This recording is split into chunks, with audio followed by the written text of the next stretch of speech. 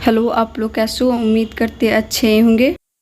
आज हम बात करेंगे SSC CPO SI new vacancy जो जारी किया गया नोटिफिकेशन, उसके बारे में आपको हम सारा डिटेल देंगे। तो चलते हैं, बात करते हैं। सबसे पहले आप टोटल पोस्ट की बात करें तो 1876 है, आप देख लिए। अप्लाई डेट जो हमारा शुरू होगा वो 22 जुलाई से शुरू है, आप लोग देख सकते हैं। और आपका जो अप्लाई का जो लास्ट डेट है वो 15 अगस्त रखा गया है अप्लाई का। अब हम फ़ी की बात करते हैं। फ़ी हमारा जनरल ओबीसी ईडब्ल्यूएस के लिए 100 रुपीज़ है, जो कि आप लोग देख रहे हैं यहाँ पे। और एससी एसटी और फीमेल कैंडिडेट का फ्री है, कोई फ़ी नहीं है। अब हम एज लिमिट की बात करें तो आपको एज जो काउंट होगा 1/8/2023 तक काउंट होगा, जो कि आप लोग देख रहे हैं यहाँ पे। आपका मिनिमम एज होना चाहिए 20 साल और मैक्सिमम एज होना चाहिए 25 साल। आपका जो ओबीसी को छूट दिया जाता है वो 3 साल के लिए, एससी एसटी को है ना 5 साल के लिए छूट दिया जाता है एज रिलैक्सेशन में। अब हम क्वालिफ़िकेशन की बात करते हैं। क्वालिफ़िकेशन में दिल्ली एसआई के लिए आपको ग्रेजुएशन प्लस ड्राइविंग लाइसेंस होना चाहिए। ड्राइविंग लाइसेंस में आपका लाइट मोटर व्हीकल होना चाहिए।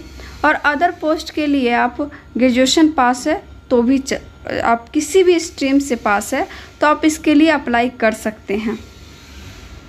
और ये है आपका लाइट मोटर व्हीकल, जिसमें आपको ड्राइविंग लाइसेंस होना चाहिए। अब बात करते हैं करेक्शन डेट का। फॉर्म फिल करते वक्त कभी कभी गलती हो जाती है, तो आप उसको सुधारने के लिए आपको 16 से 17 अगस्त के लिए ये ओपन किया जाएगा, ताकि आप कोई भी मिस्टेक किए हो तो आप उसको सुधार सकते हैं 16 से 17 अगस्त। अब एग्ज़ाम डेट की बात करते हैं तो एग्ज़ाम डेट आपका अक्टूबर 2023 में हो जाएगा। सैलरी की बात करते हैं तो सैलरी आपका 35,400 से स्टार्ट होगा, 1,12,400 तक जाएगा। स्टार्टिंग जो आपको दिया जाएगा 40 से 50,000 तक दिया जरूर जाएगा। अब हम बात करते हैं सिलेक्शन प्रोसेस का। आपका सिलेक्शन प्रोसेस कैसे होगा? आपका पहला सिलेक्शन प्रोसेस में इसमें है कि आपका फर्स्ट पेपर होगा, उसके बाद आपका पीईटी होगा, पीएसटी होगा, पेपर सेकेंड होगा, जैसे पेपर फर्स्ट हुआ आपका पीईटी पीएसटी मतलब फिजिकल एफिशिएंसी टेस्ट और फिजिकल स्टैंडर्ड टेस्ट आपका होगा। फिर आपका पेपर सेकेंड होगा, जब आप फिजिकल में पास हो जाएंगे तब आपका पेपर सेकेंड होगा, एडमिट कार्ड जारी किया जाएगा आपको देने के लिए। फिर आपका मेडिकल होगा, देख लिए आप लोग सिलेक्शन प्रोसेस भी देख लिए। अब सिलेबस की बात करते हैं, जो कि पेपर 1 में होगा। उससे पहले मैं आपको बता दूं कि आप मेरे चैनल पर नए तो सब्सक्राइब जरूर कीजिएगा, साथ में बेल आइकन जरूर प्रेस कीजिएगा, ताकि जो भी नोटिफिकेशन आपको ज़रूर मिले। और डिस्क्रिप्शन बॉक्स में लिंक दिया हो, आप जाके टेलीग्राम चैनल को ज़रूर फॉलो कीजिए, ताकि आपको जो भी नोटिफिकेशन आता है वहाँ भी हम अपलोड करते हैं। अब हम बात करते हैं सिलेबस की। सिलेबस में आपको 4 पेपर होंगे, जिसमें आपका पहला पेपर होगा reasoning 50 question, math 50 question, GK GS 50 question और इंग्लिश आपका 50 क्वेश्चन। 200 क्वेश्चन होंगे आपके, 200 मार्क्स होंगे, 2 घंटा दिया जाएगा आपको। 0.25 नेगेटिव मार्किंग होंगे आपके। आप लोग सिलेबस देख लिए।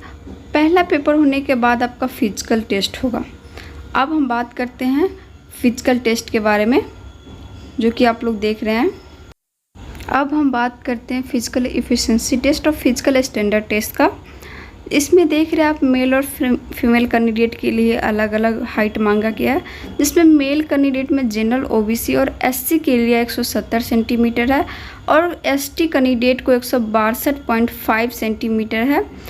और फीमेल की बात करें तो फीमेल जनरल ओबीसी और एससी के लिए 157 सेंटीमीटर दिया हुआ है, आप लोग यहाँ देख सकते हैं।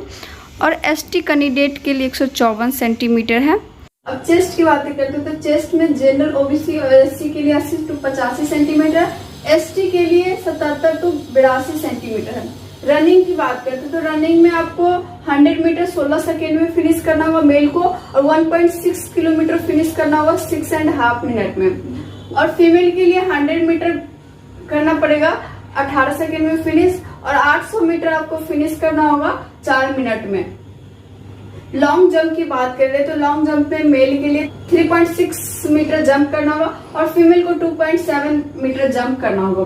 हाई जंप की बात करें तो 1.2 जंप करना पड़ेगा मीटर, और आपको 0.9 फीमेल के लिए। अब शॉर्टपुट की बात, शॉर्टपुट है ना 4.5 मीटर जंप करना होगा।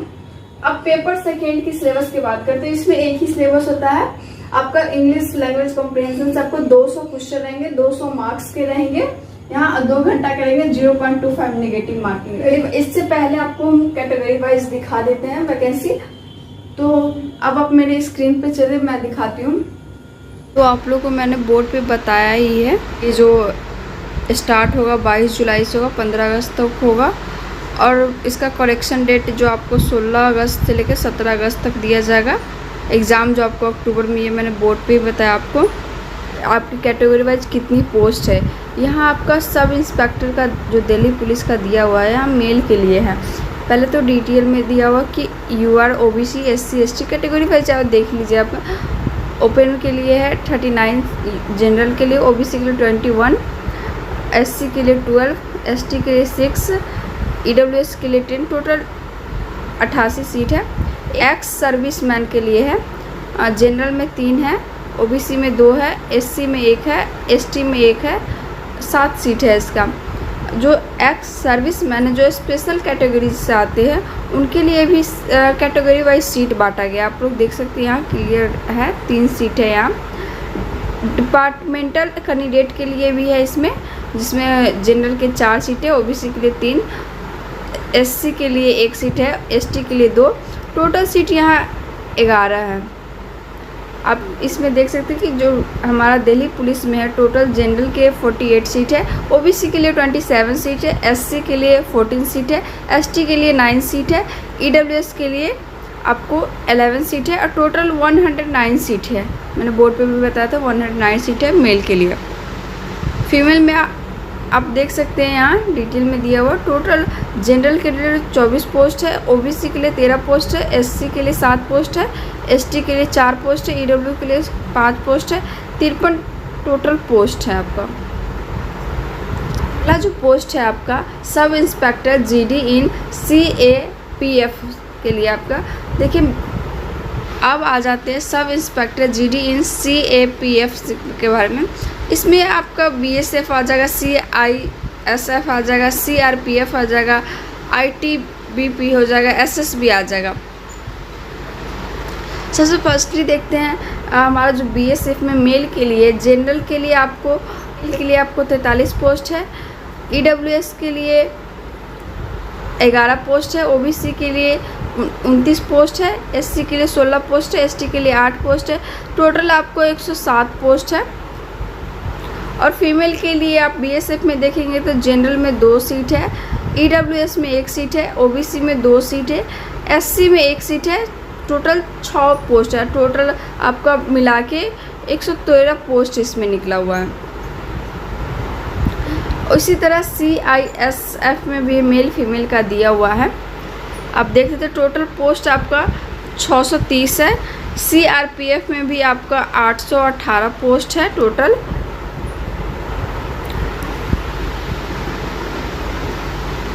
और ITBP में भी आपका 63 पोस्ट है। सबसे ज़्यादा जो वैकेंसी निकली है CRPF में है, 888 है।